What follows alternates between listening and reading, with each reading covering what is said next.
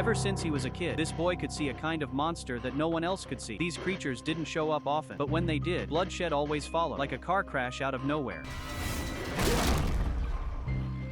For years, the boy never told anyone about the monsters. Instead, he kept a low profile, working as an ordinary cook at a restaurant. But one day, a creepy guy with bleached hair walked into the shop, and a monster trailed right behind him. Then more monsters burst through the door. Strangely, they all had the same target. They swarmed around the man. The boy froze. The more monsters that appeared, the more people were going to die. This guy had to be trouble. The boy followed him. He watched the man check out a fancy car, then buy 2 tubs of ice cream and head home. Seemed normal enough. Soon after, the man arrived at a mysterious cabin. Once he left, the boy snuck inside. There was an ashtray with 3 different brands of cigarettes, meaning the man had accomplices. Suddenly, the boy heard a strange noise coming from one of the rooms. He walked over and noticed the door handle was covered in frost. He opened the door, and everything inside had been frozen solid. Then he spotted a strange hole glowing with blue light. He reached toward it, and the hole rapidly expanded, spreading across the entire room. He bolted out and hid behind the door, peering through the crack. From that doorway, millions of monsters came crawling out and flooded into the world. That many monsters meant half the town was about to die. The boy figured the man was planning a massacre. To find out who he was, the boy crept back into the room. By now, everything had returned to normal. He found some photographs showing people bound and brutally tortured, proof that the man was a killer. He flipped through a calendar and noticed the page for the 15th was missing. The 15th was tomorrow. The boy was certain that was the day of the massacre. He rushed to the town sheriff and told him everything. Surprisingly, the sheriff didn't dismiss him as crazy. He actually sent his men to investigate the man. Turns out, the boy had been feeding the sheriff tips about people who were about to die for a while now, asking him to help prevent it. Since his predictions always came true, the sheriff had learned to trust him. Still, without solid evidence, the sheriff wouldn't let the boy arrest anyone. Later, the boy and his girlfriend went up to the church rooftop to figure out how to dig up more evidence on the man. Halfway through their conversation, the boy spotted someone approaching below. It was the man, and he looked furious. Remembering he was dealing with a killer, the boy grabbed his girlfriend and they hid inside a room. When things went quiet, the boy carefully cracked open the front door and peeked out. The church was empty, not a soul in sight. Suddenly, a noise came from his girlfriend's side of the room. The boy grabbed her and they ran,